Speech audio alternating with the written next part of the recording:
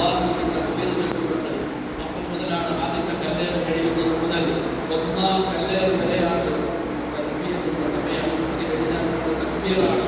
അള്ളാഹുവിന്റെ തക്ബീർ ചൊല്ലിക്കൊണ്ട് വിനായകൻ കഴിഞ്ഞുകൂടെ ദിവസങ്ങളാണ്. രാത്രിയാണ് പ്രധാനമായും കഴിയേണ്ടത്. രാത്രി അവിടെ 3 ദിവസം കഴിഞ്ഞുകൂടാൻ കഴിയണമെന്നാണ് പറയുന്നത്. രാത്രിയുടെ അധിക ഭാഗവും വിനായകൻ നടത്തിക്കൊണ്ടുണ്ടാകുക. പകൽ പോയി ഓരോ കെട്ടയിലും 7 കല്ലുകൾ വീതം 3 കെട്ടകളിൽ കുടുംബത്തിൽ കല്ലേറ് നടത്തുക.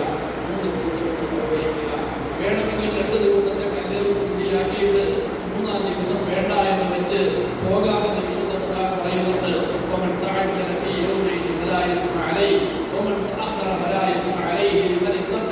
രണ്ട് ദിവസം കഴിഞ്ഞ് പെട്ടെന്ന് പോകണമെന്ന് ആർക്കെങ്കിലും ആഗ്രഹമുണ്ടെങ്കിൽ ഹജ്ജിന് ഒരു കുറവുമില്ല. അവരുടെ കുറ്റവുമില്ല. പെട്രോളിൽ അള്ളാഹുവിന്റെ അടുക്കൽ നിങ്ങളുടെ അമൽ പൂർണ്ണമാണ്. പെട്രോളിൽ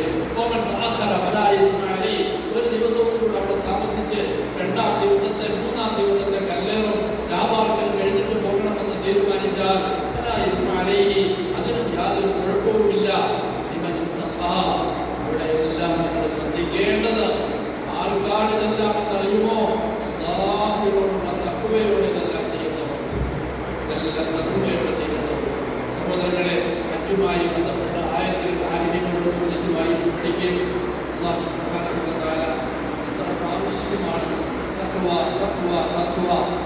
എന്നെ സൂക്ഷിക്കുക, എന്നെ അനുസരിക്കുക, എന്നെ ഭയപ്പെടുക, എന്നോട് ബന്ധമുണ്ടാവുക. അതാണ് തഖ്വ. എന്നോട് ബന്ധമുണ്ടാവുക, എന്നോട് സ്നേഹമുണ്ടാവുക. ആ നിലയിൽ സഹോദരങ്ങളെ ഹജ്ജ് ചെയ്യാൻ കഴിയണം. പടച്ചവനോടുള്ള ബന്ധം സ്ഥാപിച്ച് അതൊരു കണക്ഷനാണ്. ആ കണക്ഷൻ പോയി കഴിഞ്ഞാൽ പിന്നെ വെറുതെ അവിടെ പോയി കിടന്ന് എന്തെങ്കിലുമൊക്കെ വർത്തമാനം പറഞ്ഞ് കൈ കാണുന്നതൊക്കെ വാങ്ങി കഴിച്ച് ഇന്ന് ആളുകളോടൊക്കെ അടികൂടി കഴിക്കാന്നല്ലാതെ പടച്ചവനുമായിട്ടുള്ള ബന്ധം പോയാൽ അല്ലാഹു എന്നെ നിങ്ങളെ കാത്തു രക്ഷിക്കട്ടെ. പ്രയോജനമുണ്ടാവില്ല. നമ്മുടെ കയ്യിലുള്ള ഡിവൈസ്, അത് മൊബൈലായാലും ലാപ്ടോപ്പായാലും കമ്പ്യൂട്ടറായാലും അതിനൊരു കണക്ഷനുണ്ട്. ആ ഇന്റർനെറ്റിന്റെ കണക്ഷൻ പോയാൽ ഒരു ഫംഗ്ഷനും പിന്നീട് അതിൽ നടക്കില്ല. ഒരു മെസ്സേജും പിന്നെ അതിൽ വരില്ല. അതിനുള്ളതായ ഒരു ആപ്ലിക്കേഷൻ പിന്നെ ചലിക്കൂല.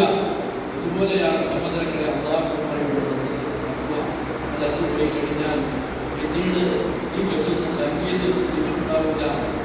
ഈ ചെയ്യുന്ന അമലുകൾക്ക് ജീവനുണ്ടാവില്ല. ഹാജി അല്ലാതെ ഒരു താർക്കികനായി മാറും, തർക്കിക്കുന്നവനായി മാറും, ആളുകളോട് വഴക്കൂടുന്ന ഹാജിയായി മാറും. ആയതുകൊണ്ട് അതൊന്നും ഉണ്ടാകാതിരിക്കാൻ ചെയ്യുക. ഹജ്ജിന്റെ അയ്യാമിന